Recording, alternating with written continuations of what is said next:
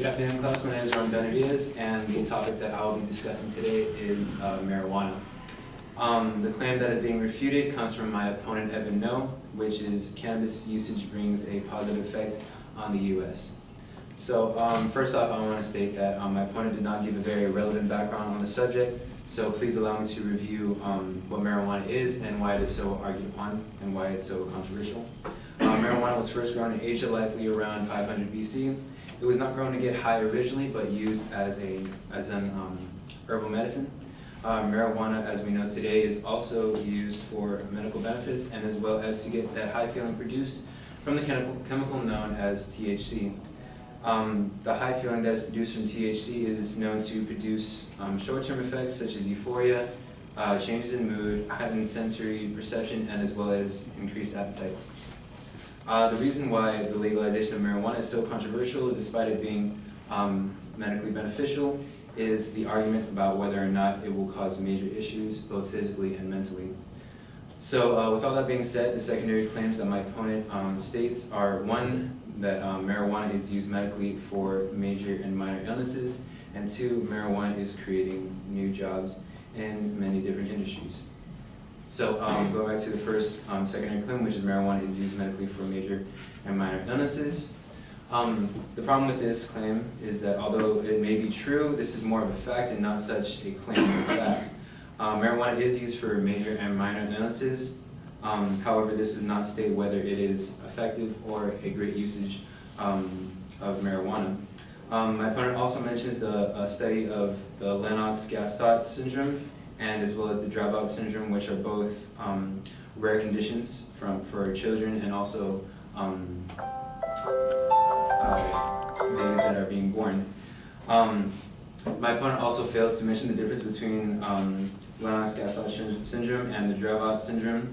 And the difference between these syndromes is that LGS, which is the Lennox-Gastaut syndrome, is described by multiple medically difficult to manage seizures, brain dysfunction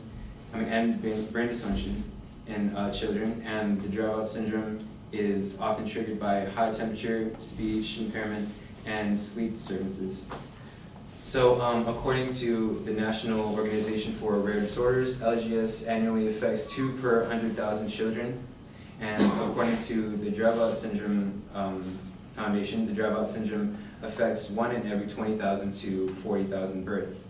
So the problem with this claim is that these syndromes are very rare, making this a very narrow beneficiary group. So moving on to the second claim, which is marijuana is creating new jobs in many different industries. My opponent mentioned that the edible market grew to $180 million in 2016. However, the problem with this is that when it comes to the total economy in regards to the food industry, $180 million is relatively a small portion of the business cycle, since according to Statista.com, the fast food industry in the United States is worth approximately $189.9 billion US dollars, and by 2020 this figure is forecasted to exceed $223 billion. Again, that is according to Statista.com. So with all that being said, the counterclaim for the argument is that marijuana produces negative effects on the U.S., both short-term and long-term. And my first secondary claim for that is marijuana produces negative short-term effects, since that is what a lot of people believe. And these effects include short-term memory loss, severe anxiety and paranoia, psychosis, which is the mental disorder characterized by a disconnection from reality, and loss of sense of personal identity, and also lowered reaction time. According to drugfreeworld.org, females are also up to 7 times more likely to contract sexually transmitted infections than non-users. And moving on to my second claim, which is marijuana produces negative long-term effects. The reason I say this is because a lot of people believe that marijuana only produces short-term effects, but it is also argued upon that it does produce very long-term effects, and for those who are regularly using marijuana. Some of these effects include decline in IQ, up to 8 points if prolonged use started at an adolescent age, addiction, which is about 9% of adults and 17% of people who started smoking as teens, antisocial behavior, including stealing money or Lyme. According to drugabuse.gov, worsening symptoms in patients with schizophrenia, marijuana does worsen symptoms in patients with schizophrenia, which is a severe mental disorder with symptoms such as hallucinations, paranoia, and disorganized thinking. So, in conclusion, cannabis usage does not bring in positive effects in the U.S. Marijuana actually produces negative effects on the U.S., both short-term and long-term effects, as well as physically and mentally issues with people who use marijuana. Thank you.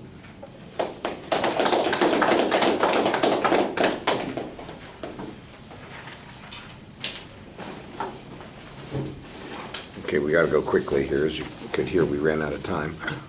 Your response on the advocates' claims is pretty good. The medical use, you kind of diminished by suggesting it as a pretty narrow field. You get a little caught up in giving us all of the data about the two kinds of disorders that get mentioned. I think you could just do the numbers and make it simple, and it would go a lot quicker.